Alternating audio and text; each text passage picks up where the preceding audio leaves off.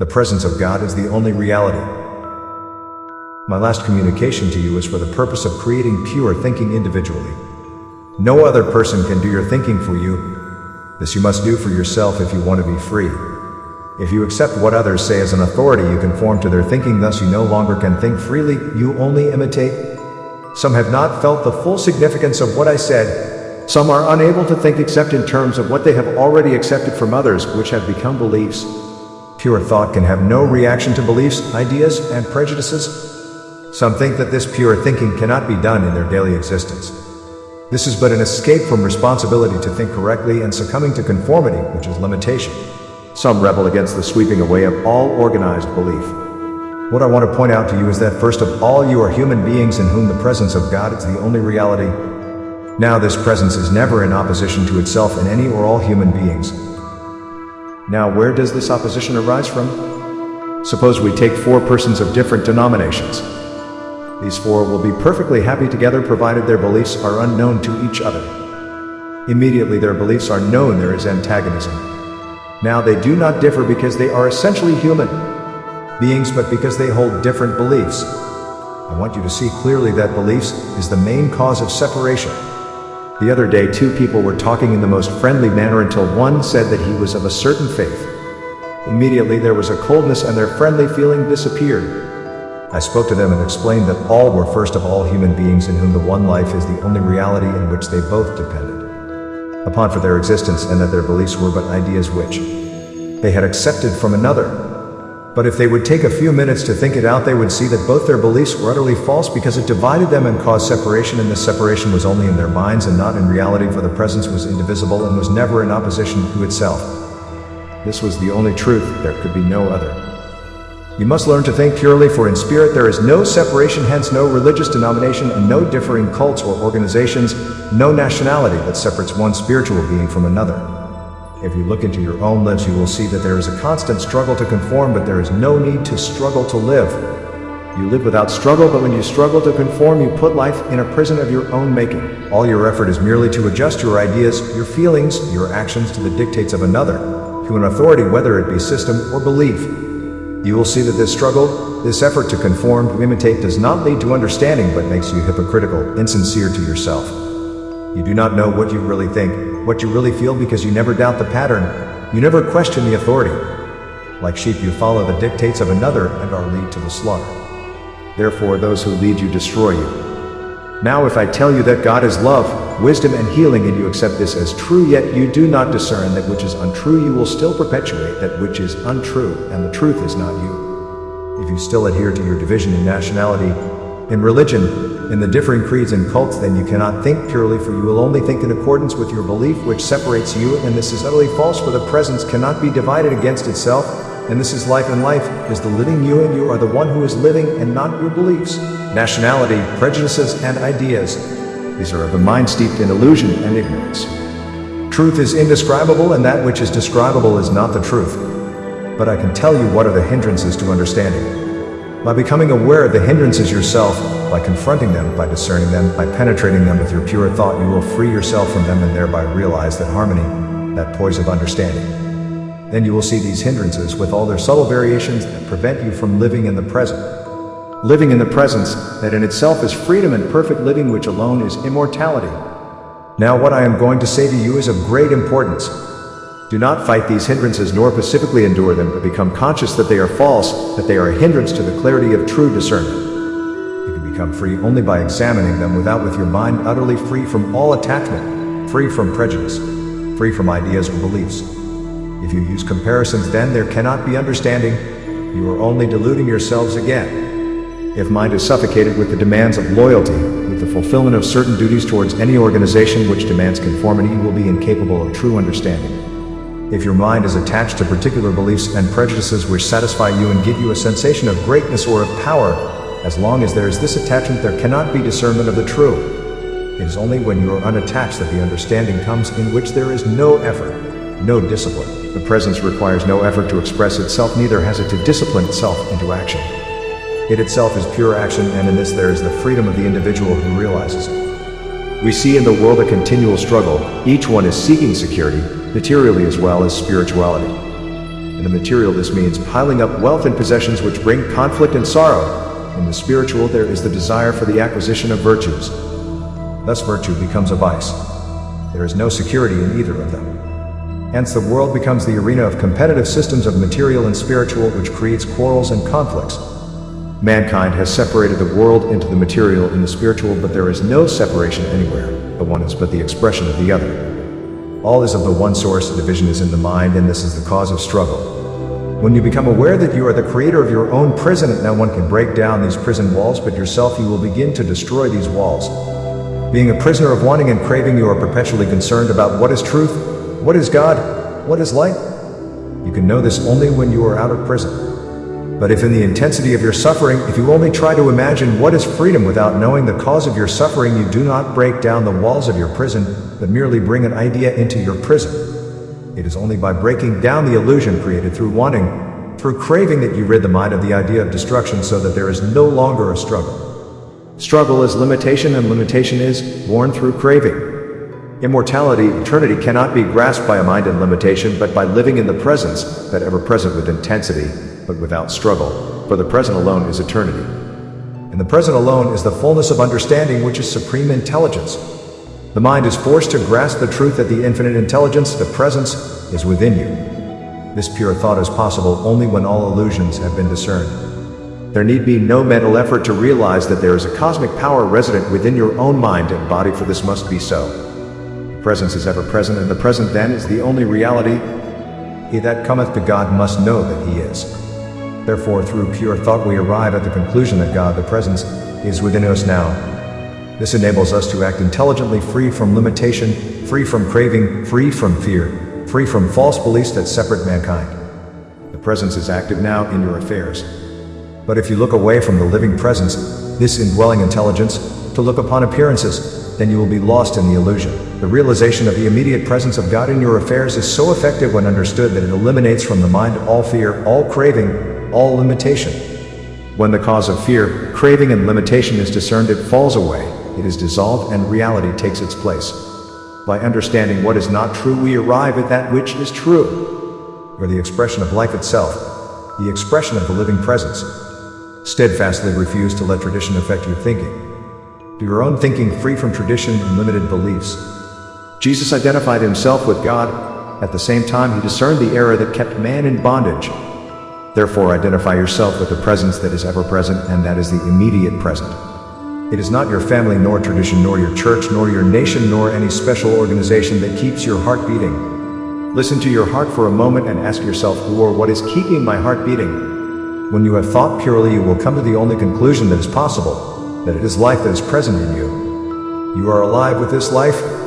When you realize that it is neither church, state, nor nation, nor belief, nor ideas that keep your heart beating, you will free yourself from this false illusion that hinders your true expression. Have due regard for your family and all that makes up your individual life and furnishes you with companionship, but do not get your values confused. Steadfastly refuse to worship your nation, your church, thereby becoming a slave to these things. Submit yourselves to the presence only, for in it you will find everything, your family, your nation, your church, but you will also find that it is never in opposition to itself, nor does it divide itself. It is the same presence in everyone, in the family, in all nations. Realize this presence, then all division passes away.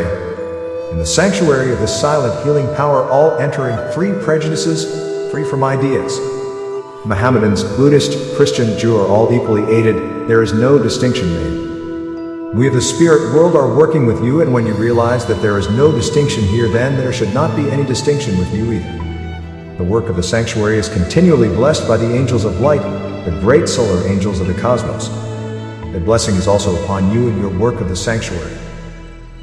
Spirit is the light in man. The spirit that we now know as the light in man involved itself in its own substance by ingression until it reached its depth of involution. It then began its evolution, and today we know that the spirit of man is struggling to free itself, and nothing can stop its progress. For this great overwhelming force of nature is the true governing agency of our planet. Although differentiated into form, it remains the same absolute spirit, undifferentiated, the one and only one. The time is not far distant when mankind will be freed from the bondage of politics, economics, dogmas, and blind orthodoxy. Their end is near. Hear the cry for freedom from every part of the globe. Mark the change in the thoughts of mankind. See the massive advanced literature that is on every hand and how eager people are to get it. It is this urge that is making you all seek this true path to freedom. As there is a cycle in man's earthly life, when he comes into it and leaves it, so there are greater cycles in which he is moving and which are moving forward the whole of mankind to greater freedom and glory of the power of the Spirit that is within. The solution of the great mystery of death has already been solved on the cross of Calvary, and many more since that time have also solved the mystery. To those there is no more seeming death, for those who pass out are present as though they were still with us. This knowledge will eventually be the property of all, as the Spirit sensitizes the senses as our progress is made. The Spirit is evolving the human instrument in its greater cycle of unfoldment so that mankind as a whole is changing. Just as the end of man's earth cycle ends abruptly, so will this greater cycle of spiritual unfoldment take place, and the inner urge that you all have for enlightenment and awareness of the truth is the heralder of the new age to which the old age must give way. Freedom will be easy for those who seek this unfoldment, yet it will be difficult for those who cling to the old age of bondage, superstition, greed, and ignorance to free themselves. It will be easier for a camel to pass through the eye of a needle than for one who clings to the old age to enter into the kingdom, for he that bindeth shall be bound, he that freeth shall be freed. He that leadeth into captivity shall go into captivity. He that killeth with the sword shall be killed with the sword. As the old age endeth, so in that hour shall the new be born. These are the words I got as I began to write this lesson. As there is only one mind in which we think, in which all our thoughts are active and tend to produce their kind, it is most important to us not only collectively but as individuals that we should recognize this fact. And the more we know about the universal mind and our own individual minds, the better it will be for all. The real secret of power is to be conscious of the all-embracing power behind all creation, which is individualized in us and which is the only reality in ourselves. The universal mind is carrying out the desires of the Absolute. At the same time, it carries out our own individual desires and innermost thoughts, whether we know it or not. We cannot interfere with the great evolutionary forward movement of the Divine Spirit, but we can cooperate with it, and by doing so we are carried along the stream of life instead of battling against it. Therefore, the more conscious we become of our unity with the universal mind, the less conscious we shall become of our conditions and limitations, and the more we realize we are one with the great scheme of spiritual evolution, the more free we become. Freed from the conditions and limitations we impose upon ourselves. As we become aware of the inexhaustible power which is behind us and which is within us, we can rely on this power as we draw upon it to develop our greater possibilities, of which at present we may hardly be cognizant. Yet by the application of this law we can manifest upon the objective world of ours things which at one time we thought impossible. Our ability to think is the proof that we inherit the creative power that created the universe and which is now expressing itself through its own creation, and is the very power we ourselves use to act upon the universal substance. For we are the very channels through which this infinite mind is expressing itself, and whereby this eternal energy is being manifested. To become conscious of this is to really live, for we become attuned and attached to the universal mind, which is limitless and contains infinite possibilities for us when we cooperate with it, with results exceeding our wildest dreams. The individual mind contains the quality of the universal mind because it is one and the same as a drop is to the ocean. When that drop becomes one with the ocean, so is the individual mind one with the universal. The qualities of the universal become those of the individual, who becomes aware of its oneness.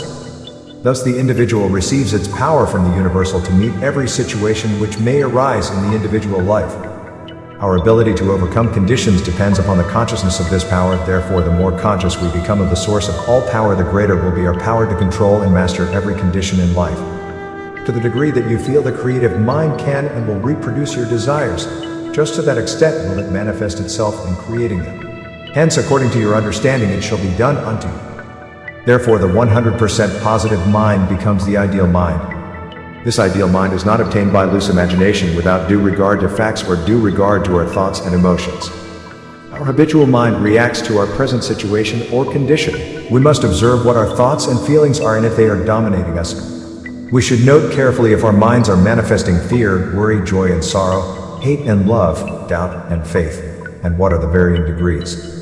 What are our reactions to specific things and circumstances that definitely pertain to our happiness or success, our advancement and our unfoldment? Whatever happens to be the situation, stop for a moment and realize the cause of your confusion and feeling of despair. Instead of looking upon every lack and limitation, focus your attention upon the positive aspects. Learn to get your facts arranged properly and in sequence. Build from the foundation constructively, bearing in mind that the universe is built upon a foundation of true facts. Do not allow your imagination to escape into the realms of the impossible, not at first anyhow, not until you have gained confidence in your own ability to accomplish. Do not base your foundation upon opinions. If you are of the opinion that a stone will remain in the air when you throw it, you will find that the fact does not coincide with your opinion, or the stone will come to the ground through the law of attraction. A positive mind will produce successful ideas while the negative mind cannot. A positive mind is a balanced mind, a negative mind is not.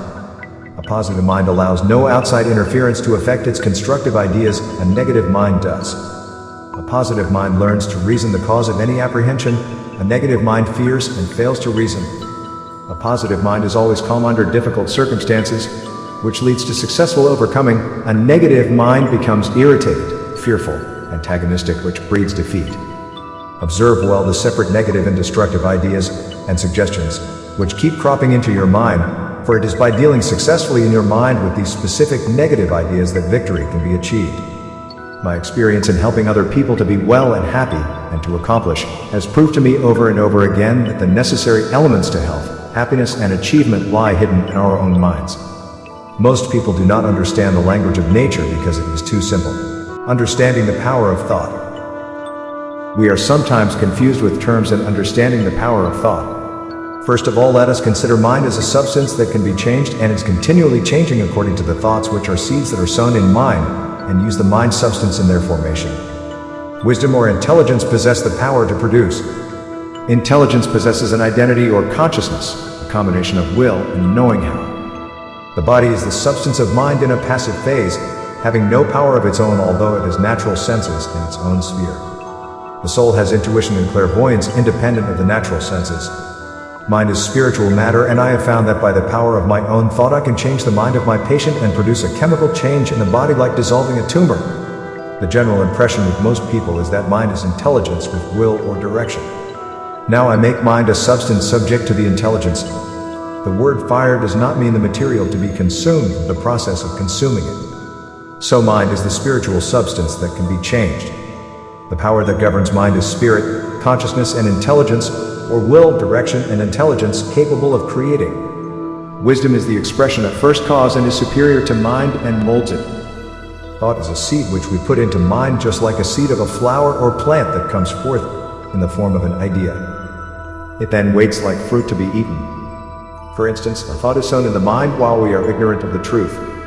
It grows and comes forth and produces a strange sensation in the stomach. The spirit is disturbed and tries to get rid of the enemy. This disturbance may be called an ulcer, and the effect is called disease. Now, if no name had been given or fears existed, the tree or idea would die of itself because it was not watered by belief in the condition. Disease is what follows the disturbance of the mind or spirit matter. The mind is disturbed like the soil of the earth, ready to receive the seed. This disturbance contains no knowledge or thought any more than a building that is on fire, which disturbs the inmates who try to flee not knowing the cause. It embraces the mind without truth or error, like a weight set in motion without direction. Weight, like mind substance, never sets itself in motion, but being set in motion is called mechanical power. So is mind set in motion by spiritual power. Both are governed by laws of truth and error. The fruit shows which of the two governs. If directed by the wisdom of God, no bad results can follow, but if directed by error and ignorance, it shows as error, which is belief in error, which has no intelligence. Ignorance is its life and truth is its death. By the destruction of error comes the introduction of true science of life and health, which is the wisdom of God. Error is disturbance in matter or mind. The matter or mind is not destroyed, but the opinion or belief in the disturbance is annihilated. The form which follows the disturbance is called disease. Here is where the error lies. The effect is taken for the cause. We take an opinion for the truth, and this is the error. For what we know we have no opinion of. Knowledge is the destruction of an opinion which is made of mind directed by error. Therefore the truth is the destruction of this opinion or belief. The theory that mind is one thing and disease another has left people in darkness and ignorance and causes more misery than all other ills put together. Mind is spirit matter which, being agitated, disturbs the spirit. This disturbance contains no knowledge of itself but produces a chemical change in the fluids of the system. These disturbances may be produced in various ways: through shock or fear, by the death of a friend, or by religious beliefs and fears while ignorant of the truth. These are communicated to the spirit and sets it to work to create what we call disease after the form the spirit or consciousness gives the mind. The mind, being matter under the control of the spirit, is capable of producing any phenomena. When the truth is known to the consciousness or spirit, the phenomena disappear and truth expresses wisdom. With this understanding, the error, being a chemical action in the substance, disappears, the disturbance is overcome, and truth remains. Herein lies the power of the truth, being eternal and ever-present. Truth is life, ignorance is death. Now can you grasp the difference between opinions and facts?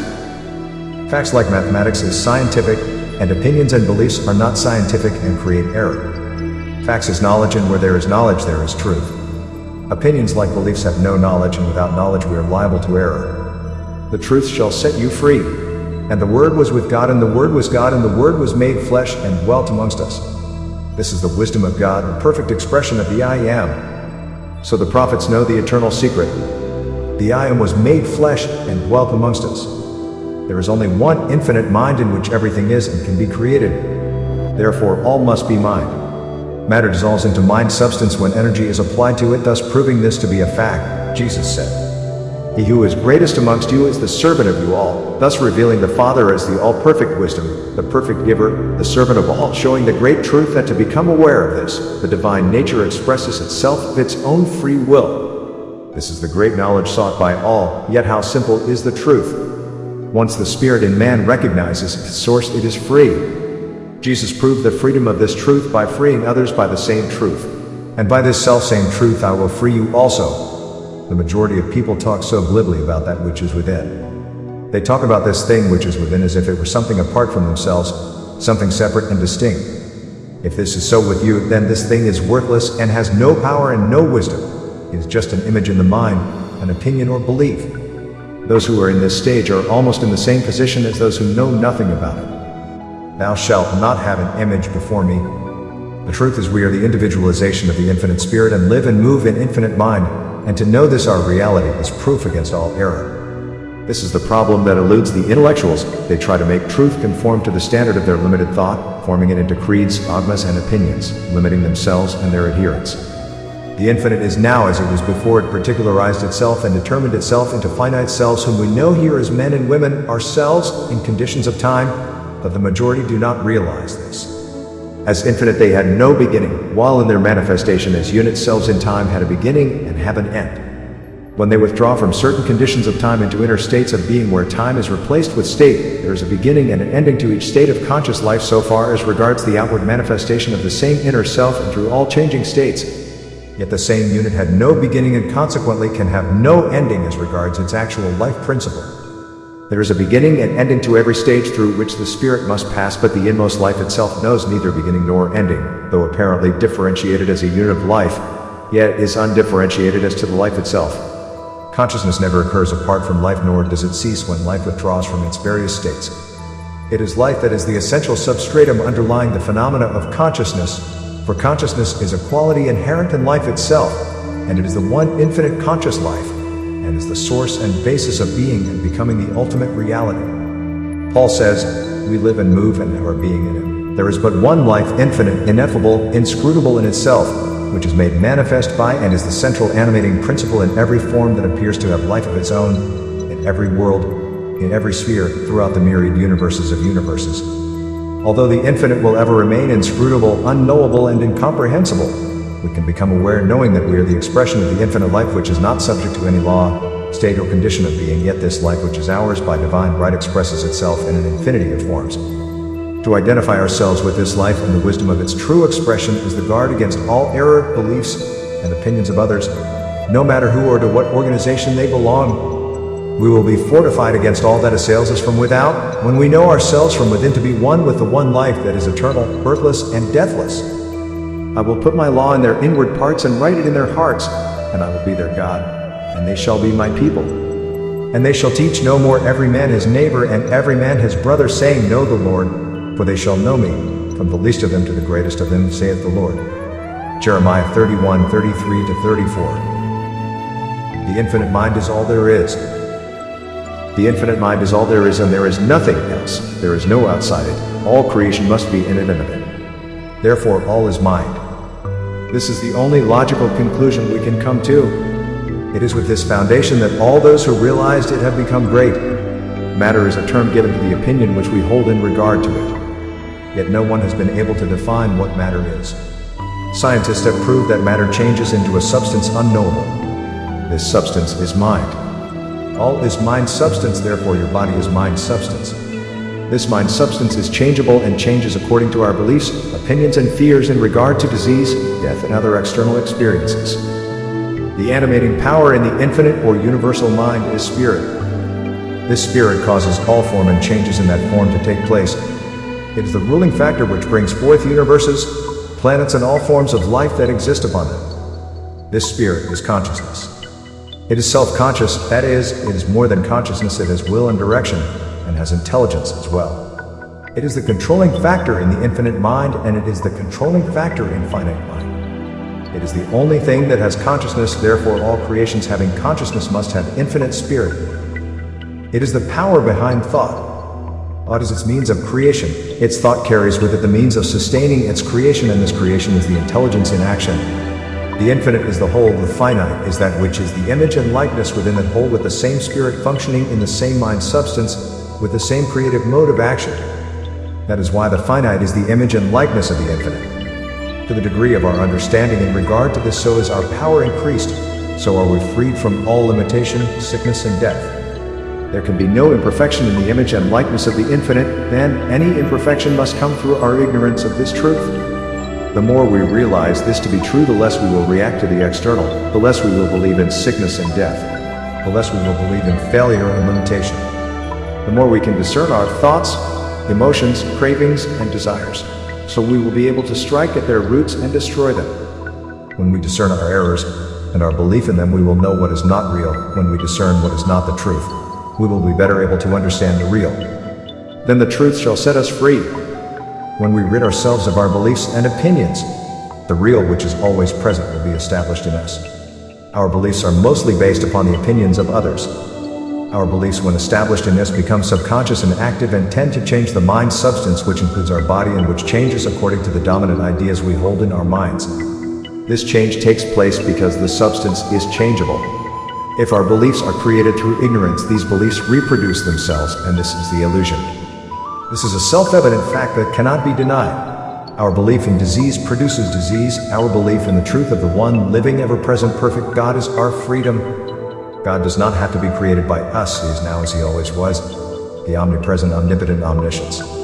Our belief in dogma and creed and religion based upon fear and illusion will produce the evils that our illusions and fears represent. That is why belief in the separate religions by different peoples has caused more suffering in the world than anything else. Next comes belief in disease as represented by the medical fraternity. More harm has been done to mankind by these two than all the other evils put together. It is for the purpose of clearing away the confusion from your minds that I have been sent. Do not think I am claiming any special privilege, by no means. The truth I have you all can also have, and what I can do, you all can do if you will believe in the truth that I represent. This is the true teaching that the Christ revealed through Jesus, and which has remained throughout the centuries as the only true guide to mankind. I will prove to you that disease is a belief, an error which takes root in the mind and is not a real thing. The world today believes in disease, believes in its power. Now tell me, where does its power come from? As it cannot be the product of the infinite, it must be the product of the finite, not understanding its true nature, and through this ignorance the finite creates in the mind substance which it has control of, and the form of its beliefs is produced. Beliefs can also take hold of the mind and create mass thought in the form of oppression, in nations, groups, and religions. One of the greatest of these erroneous beliefs was the belief that the deity was masculine only, with the result that women through the past ages have been oppressed and looked upon as inferior to men, and this to a great extent is the ruling thought today, but it is fast coming to an end. Woman was degraded by the medieval ecclesiastics in their ignorance as representing temptation and sin, when a celibate life was mistaken for a saintly life. This belief has hindered our progress for centuries. But the recognition that the infinite is feminine as well as masculine will run concurrently with the elevation of the status of women, which is now occurring everywhere. The principles of love, kindness, and purity, especially represented by her, will consequently permeate human institutions in increasing degree, and as facts are bound to prove as we learn more about the human life. We will learn that there is as much female life in the male as there is male in the female, for this infinite life or ultimate reality will be shown as we progress in this cosmic course to be an infinite self, not solely masculine, that is father, as has been taught through the ages. It is feminine or mother also, and in exact proportion to its masculine expression. The modern recognition of the immanence Webster's dictionary inherent, indwelling, denoting that the universe does not transcend consciousness, but is inherent within it, of the infinite in the finite makes it indisputable that it must be both masculine and feminine. Consciousness represents the masculine in intelligence and growth of feminine, and they are never separate nor can they be separated. The Father-Mother God is in all things and there is nowhere where it is not. It is in equal proportions in all things seen and unseen. It is a dual unity, being positive and negative, which creates interaction, or propulsion and attraction inherently in all things that have manifested life, and is electromagnetic in character, consequently positive and negative, which is another illustration of its inherent dual unity and throws an illuminating light on its omnipotence. If you are really interested in listening to me, you must put off all superstition, for this truth belongs to you just as much as it belongs to me. Do not take what I say as mere words and phrases or some kind of hazy Eastern philosophy. It is not any of these. It is the way that you can lay your hands on the fullness of truth so that you can liberate life itself in all its glory of pure reason and pure love. The union of these brings the culmination of the flower, which is the blending of wisdom and bliss, enduring vision and enduring happiness. This is not only for the few but for the whole world, and you and the rest of humanity are the world. I know that many will grasp this truth sooner than others, but all must grasp it in the end before we can become one, united in the whole. Youth and age both have their illusions. The old have their illusions and concealed superstition in which they take refuge. The young mostly have no belief, live in the illusion of concealed indulgence. The old find comfort in their superstition and beliefs which have grown up with them, while the young lead to aimless revolt against such beliefs and superstitions without any guiding post or landmark to guide them to the truth. These lectures of study disregarding all previous beliefs and opinions will open up the way to freedom which all are seeking. We must free life from all the illusions we have created in regard to it, and allow it to function freely through us. By this we establish the true serenity of thought and the purity of emotion which belongs to the freedom of life. To strike at the root of illusion which makes up our beliefs, we must know what the root of the illusion is. We must intensify our desire with regard to the universal life and kill out the desire of the separate or personal life. We must not destroy desire but desire truly, and when we do this we will have attained the kind of desire which does not lead to illusion and bondage but that which leads to freedom. When this is accomplished, there is no fear for the conflict of life, but there is joy in its activity. Then there is no illusion or conflict. With this true understanding, life becomes a joy that is ever present in its action through the individual.